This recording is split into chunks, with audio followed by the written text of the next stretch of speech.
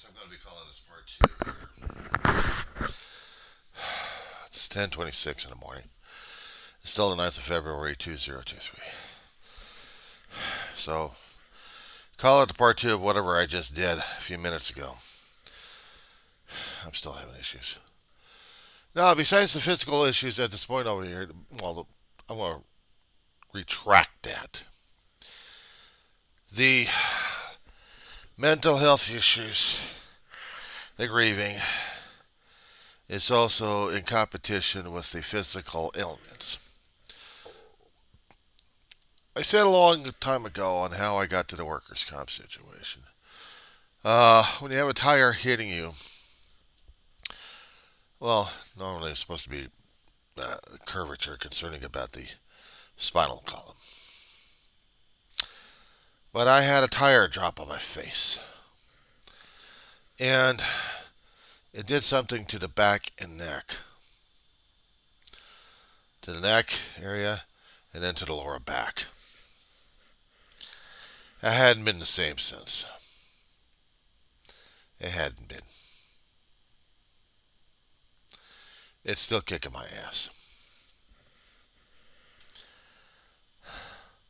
10 years after the accident, it's still trying to kill me. A little bit longer than that, anyway.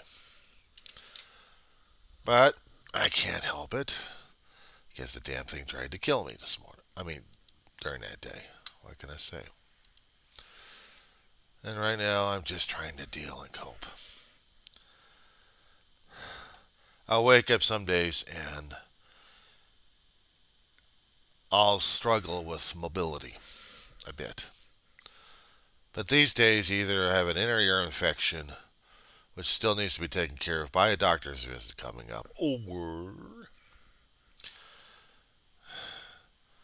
my neck has gotten so screwed up that even an orthopedist a long time ago in Beverly Hills couldn't even figure this shit out.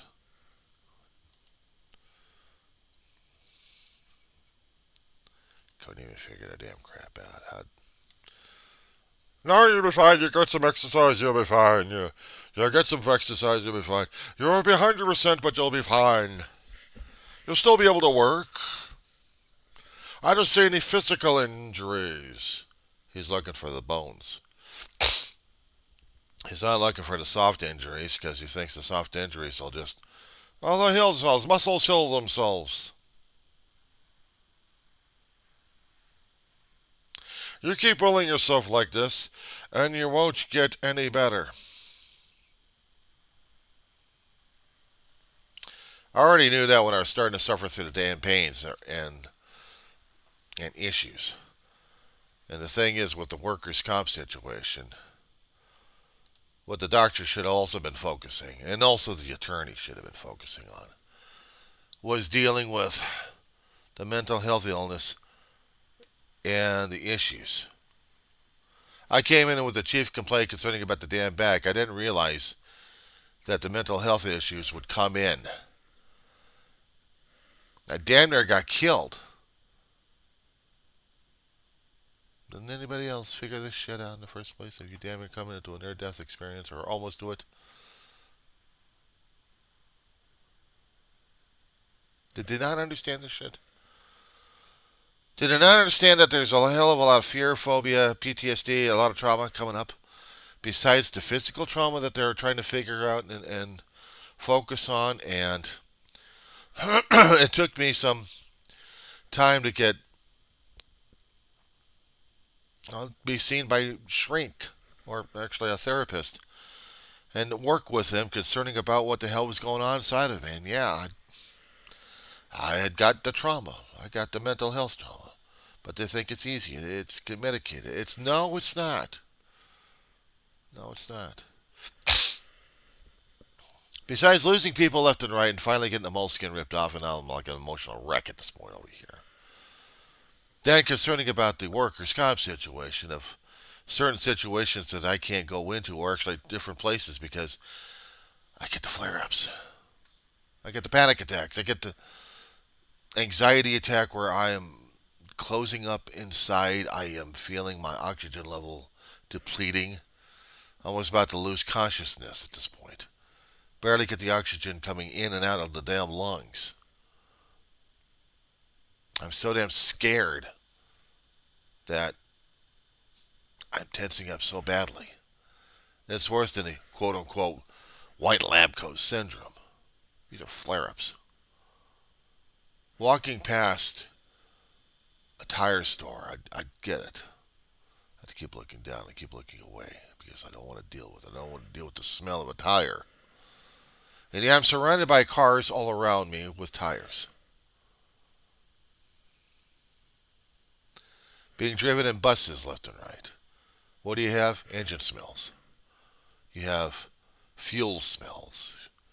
You have tire smells. After you get used to it, should be no problem, right? Wrong. Get to a store, and I'm feeling it again. I get to close to an area that I damn near got killed in, and yeah, it's horrible. I haven't been there in a hell of a long while. I'm not looking forward to it either.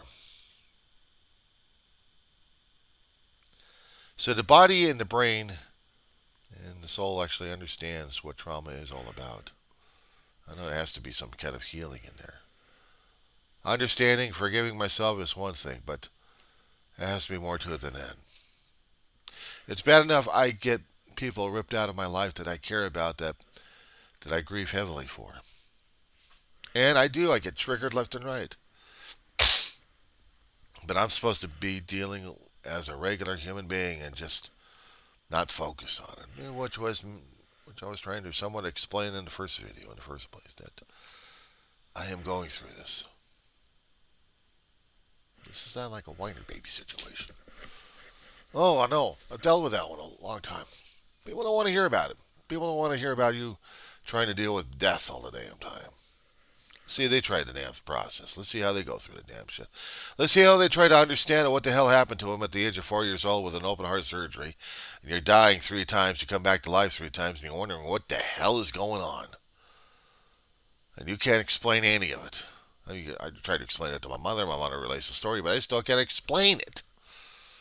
There's no logic to it. It's just things that happen to you, and you're supposed to accept it. And then you hear the religious clergy. You hear the clergy telling you, "You had a fantastic experience. You touched the face of the Lord." I said, "No. I wanted to go back home, but I wasn't allowed to go back home. 3 times up, 3 times back. I wanted to go home. And how does it leave me? Torn. Pieces out of my heart. And I didn't feel, I felt the pain and loss of losing people left and right, and yeah, and losing animals left and right.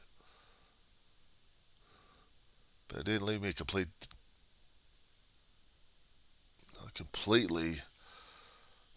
losing it. I had to keep focusing, I had to keep doing, I had to keep struggling, because that's what everybody else expected of me.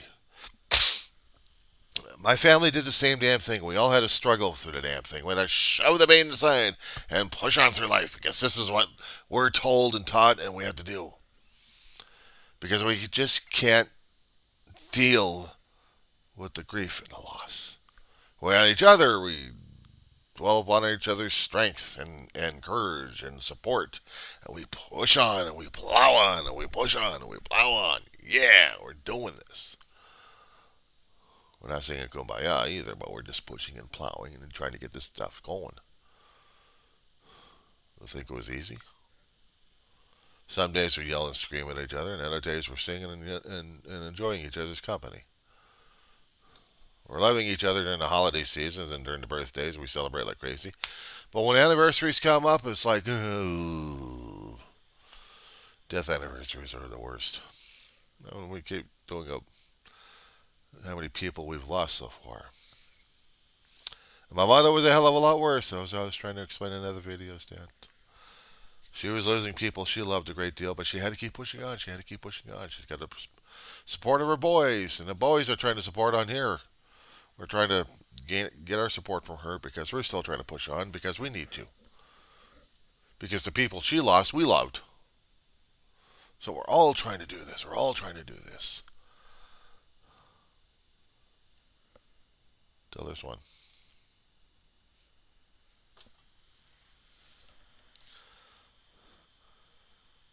I'm not happy. I'm not sanguine. I'm struggling. I'd seen how my mother and my brother struggled with their own damn fears left and right. I'd seen how my mother tried to cope, and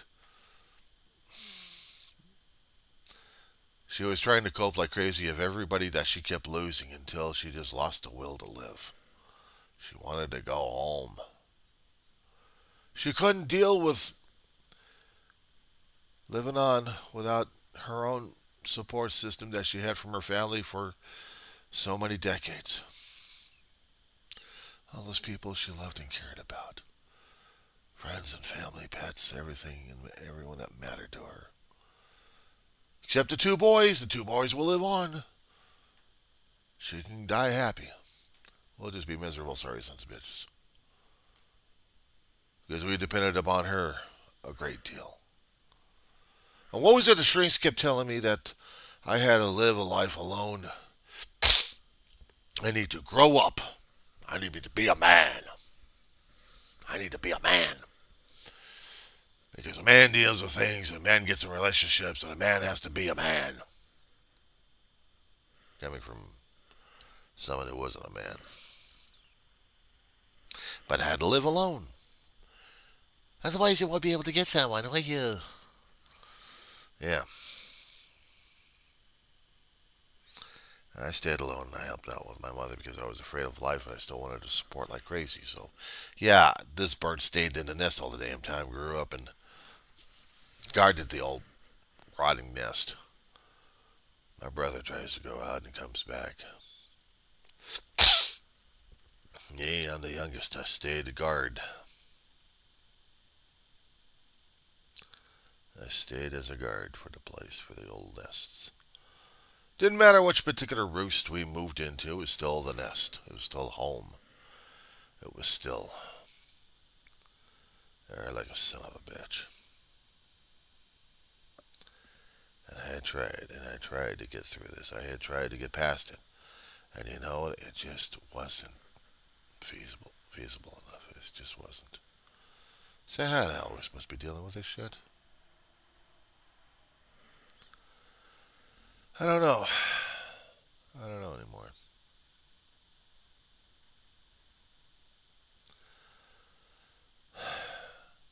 I over-examine.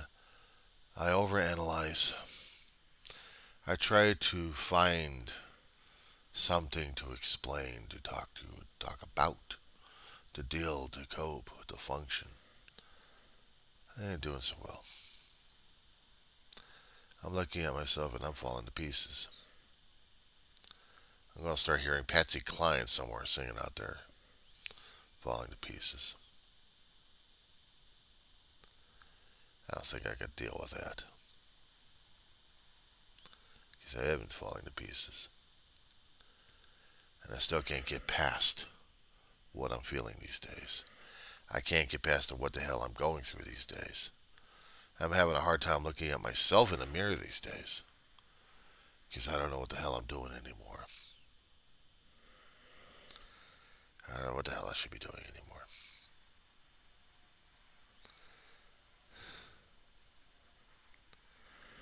But I'm not that desperate enough to really start thinking that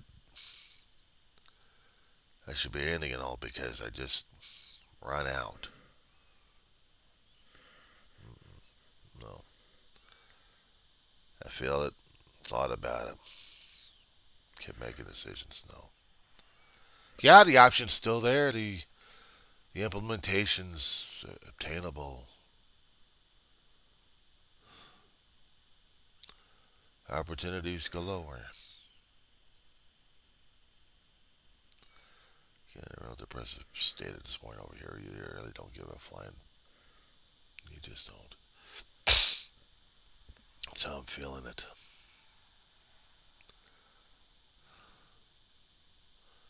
I guess this is the whiner baby thing that people just don't understand. They want others to be lively as them. They wanted to be part of a lively community. They just can't stand seeing the people or sitting down on benches looking like they lost everything. And they may have. Everything that they valued, everything that they cost, everything that they threw their heart and soul and interest in, everything that they put their interest, their wealth into, and then somehow it gets cheated and stolen away. Dog dies. A loved one or family dies.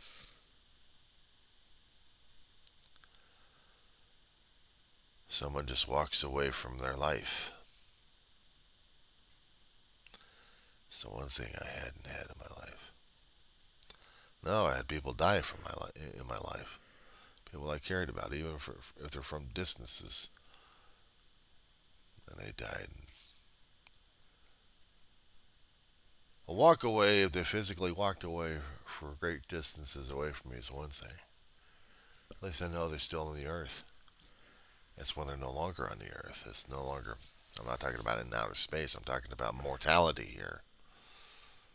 Once the mortality is ended and that's in there, walked away to another world, to another life. We either bury the body or cremate the body, or we don't even have anything to cremate or bury it with. Something else already took care of it for us. And the grief is still hard and heavy. And we can't deal with it. We can't even face it. We can't even look it in the eye because our heart's too freaking bad. It's one thing you see shows on screens where it gives you a bit of a reality check like that and you cry about it. I know I'm getting more and more of a sob story on that one. But the reality is we have to deal with the real thing, Don. Honest to God, real thing. Maybe a little sympathy comments here and there, but nothing solid. They don't know until they actually get their life ripped out. And then they'll be looking at you saying, how do you deal with this? How can you deal with this? The only thing I'm going to be telling them is about time you woke up, schmuck. Now you know how I feel at this point over here. Your heart's ripped out, torn apart, put into pieces left and right, put into a Cuisinart, and you're still feeling the pain of the chopping blades trying to drive you nuts. And it hurts like hell. You got this big ass black hole, and you'll never be able to fill again.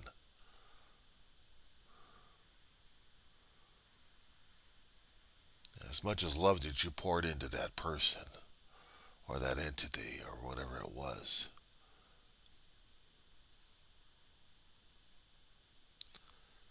But the thing is, we deal with day-to-day survival. And if we can look at a day without getting emotionally triggered, if we can just look at the day and function through, smile and laugh, those are the days to look forward to. Anything, it would be whipped cream or gravy or whatever you pour on your damn thing. Or me, if I can just enjoy one day without the damn triggers driving me to emotional insanity, and I just deal with a happiness. I'll deal with something positive. It doesn't have to be external. It just to be looking outside and be amazed at something. And you're like, whoa, whoa. And for that brief moment of pleasure, that brief moment of happiness, that brief moment of peace, that's the things to remember and hold on to. Well, we have rainstorms coming through. When we have storm clouds actually going through, or just low overcast, sometimes I'm watching the sun. If it's completely covered over, I can't see what I'm looking for. But if there's breaks, if there are major breaks somewhere there, I'm looking for the sun rays. I'm looking for the sun right floating right behind a solitary cloud. And then I can see the bands coming out of it. And that's their camera time. That take whatever kind of camera I got, take pictures of the thing to capture it. either a sunrise or a sunset, or even during midday. If there's something special about that picture, that thing of nature, capture it. Capture that moment, not just in here. Zeros and ones. Capture it, save it, spread it about. Look at it and just say, wow,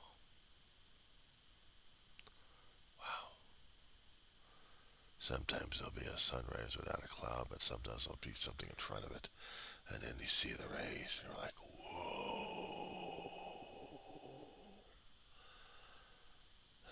Blows me away. It's those times that I look forward to. It's those times I look at it, and I'm like, magnificent. I'm filled just for that moment of clarity, of feeling life again, the lighter side of life, and I'm thinking, thank you, God, for this moment. A lot of it sucks, but this I can hold on to, grasp onto it, put it into the heart. Even if somebody happens to capture an image like that, I look at the images and I save those things. Even if somebody else actually does the work for me, it doesn't matter. I'm looking at something that's like, whoa. And I'm feeling it. I don't have to put myself in depression at that moment. Just at that moment. Just at that little tiny moment there. It's just something to grasp onto, you know. Well, something else comes up and fucks it up. Oh, something else comes up, fucks it up, and then you're like, oh, fuck, not again. Yeah, I gotta laugh at shit like that. I gotta laugh at stuff like that because it's humorless, but it's still humor. It's it's funny, but it's not funny. Something tickled the funny bone at this point over here, and I gotta laugh at it. I laugh at the absurdity, the insanity of it. Like, what the hell? Why?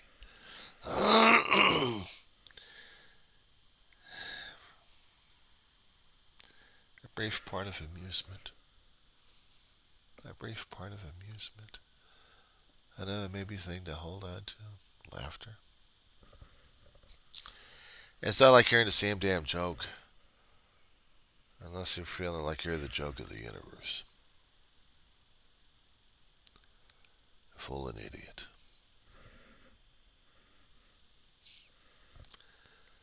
I may be the fool and I may be the idiot. I may be the village idiot and village fool. But even a village idiot and fool sees things that other people don't bother to pay attention to or care to. He sees everything. He sees everything. I keep the window shades open with the light coming in so I don't miss what's going on outside. It's a clear sky today. There's no clouds in the sky, but it's comfortable temperature out there. So I can look out and see life crossing by the window. For a dull, drab, dreary place that doesn't have the life or excitement or energy that other people may try to put out and say, like, look at this place, I've got energy. Well, I don't have the energy. I got a bug war to deal with. Literally. Cockroaches coming out of the walls, literally. Or a guy coming over here every Monday trying to do his spraying, and then he decides, I'm going to put a management on notice that I need to do heavy duty spraying, which means I need to get this guy out every Monday, just so we can get rid of the damn bugs. And the bug's been here for a hell of a lot longer than I have. It's an ongoing battle with this place. It's an ongoing issue. It's an ongoing thing I still have to see and deal with every morning. Past few months has been hard. It's got me several months at this.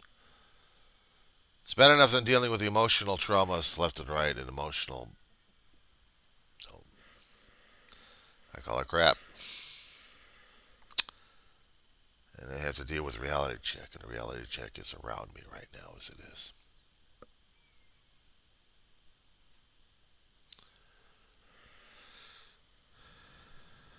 I may be moaning and groaning right now as it is. I may be tired as hell, and I am tired as hell. I just got up from sleep.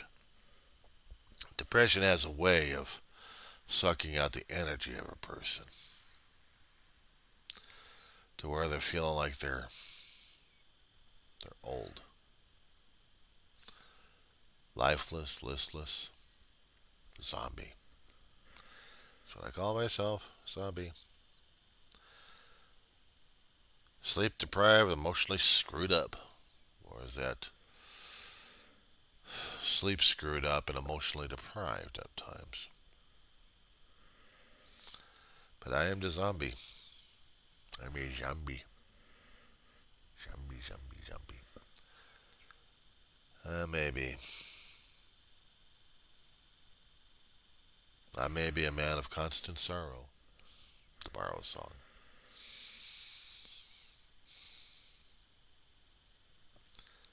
I'm a guy struggling for living, for survival, for existence, for reason, for something. I'm not climbing mountains. I don't have mountains to climb to me. I'm just struggling, pushing away the damn muck and mug in front of me. The issues that are in front of me, all piled up in this kind of semi-solid gooky state that they keep pushing on a daily basis just to get a pathway going. Sometimes I'll see the light. Other times I'll just see the gook. If I'm actually able to look around me, maybe I'll see something I should have seen. Either maybe more gook or maybe something else I'm missing. But I keep pushing forward. I keep pushing the gunk in front of me. That's how I look at things. That's how I've been looking at things for a long while now.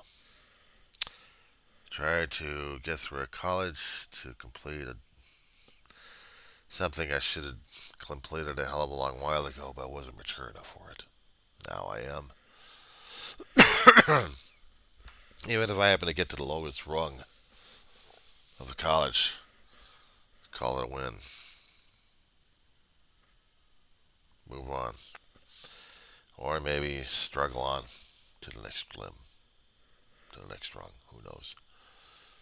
Just keep pushing. That's all I do. And don't call me strong. Don't call me brave man. Don't call me anything like that. I'm struggling. That's all I can do. And sometimes I don't even know why I struggle, but I struggle. I like living. I like breathing, and I'm not ready to go out yet. But if it is my time to go out, then I'll go out. Not willingly, but I'll go out anyway. You think you see, I've already been there. It scared the hell out of me as a 4-year-old. So how the hell is an adult mind supposed to be able to go still grasp this if I'm still in the 4-year-old mentality right now? Unless, of course, I've gotten to the point where I really don't give a flying. No, I'm trying to keep the language down on this particular taping here, without saying and without going crazy at this point. As much as I would love, and I've done it in a lot of my other tapes, just foul mouthed like crazy and just don't care about it. And sometimes I just have to say, fuck it, and deal with it. Yeah, I know. But it's going to be coming to the point where I'm probably feeling like Ma at that point where everything else doesn't matter anymore. I'm just going to will myself to die. Despite how many people may try to egg me on further on. If it's time, it's time. And I can't argue with it. They had the Cameron curse thing going on in the family line, and it's been debated whether or not it was legitimate. My brother panicked when he turned 50 because he realized he had about 10 years left. Well, he turned 60, and months later he had stroke, died of respiratory failure. I think he died of a broken heart. He just couldn't deal with Ma. He couldn't deal with what was going on these days. I did a lot of videos on that one, past history. A lot of wind files on that one. Sometimes I'm just too damn lazy to put a proper heading or a title on it. I just put a wind file on it and say, fuck it. The information's still there. It's just not properly titled for people. I don't care. It's my log. I'm talking about myself these days. Sometimes I get lazy about the damn shit, and I really don't care. I just need to get the information out there. That's all. I'm not going to struggle for a proper title at this point. I need to get the meat and potatoes out. I'm not looking for the damn gravy at this point, unless you've got the gravy for it. Then it's your mashed potatoes, isn't it? And your meat. Me, I have to deal with what is. I have to deal with what is in front of me and what isn't. I'm dealing and struggling with things in front of me that are hard as hell to deal with. I'm trying. That's the only thing I can tell you is I'm trying. Maybe people don't like it. Maybe they don't want to know it. Maybe they don't care to know it. But I'm dealing with it. Don't like it. I'm not liking it. But I'm still dealing with it. And with that, enough blathering. Probably lay down again.